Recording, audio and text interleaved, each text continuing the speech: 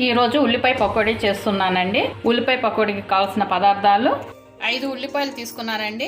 5 ఉల్లిపాయలని ఇలా సన్నగా తరిగి పెట్టుకున్నాను. శనగపిండి, బియ్యం పిండి, 1 స్పూన్ కాగిన నూనె, డీప్ ఫ్రైకి సరిపడ నూనె, 1 స్పూన్ సన్నగా తరిగిన పచ్చిమిర్చి, 1/2 స్పూన్ జీలకర్ర, 1/2 స్పూన్ ధనియాలు, సరిపడ ఉప్పు, కొంచెం పసుపు, 1/2 స్పూన్ కారము, చిన్న ముక్కలుగా కట్ చేసిన అల్లం ముక్కలు 1/2 స్పూను. ముందుగా ఉల్లిపాయ ముక్కలు 3 కప్పుల దాకా వేసుకోవాలండి.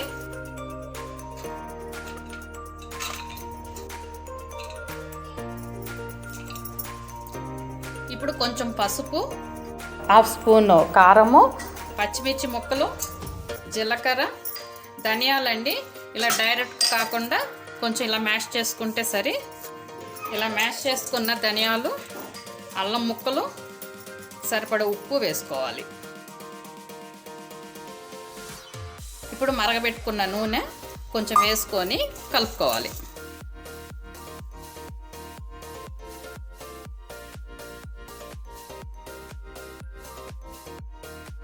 ఇప్పుడు 3 కప్పుల ఉల్లిపాయ ముక్కలకి 1 కప్పు శనగపిండి వేసుకోవాలి.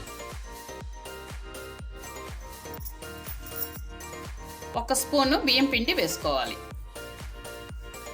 ఇప్పుడు ఇవన్నీ బాగా కలుపుకోవాలండి.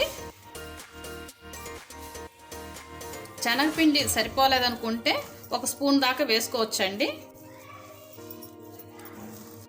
ఇప్పుడు లైట్గానే కొంచెం నీళ్లు పోసుకోవాలండి, ఎక్కువ పోసుకోకూడదు. ఒకవేళ ఎక్కువ అనిపిస్తే కొంచెం శనగపిండి, బియ్యం పిండి వేసుకోండి.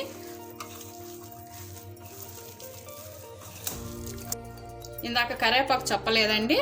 కరివేపాకుని ఇలా ముక్కలుగా తుంచి వేసుకోవాలి.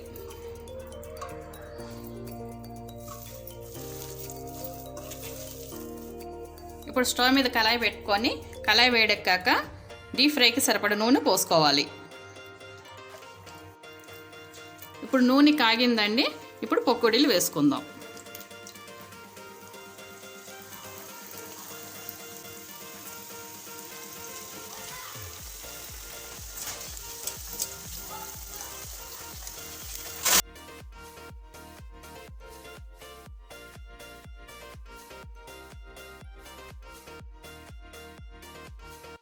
ఉల్లిపాయ పకోడీ వేగిందండి. ఇప్పుడు తీస్తున్నాను.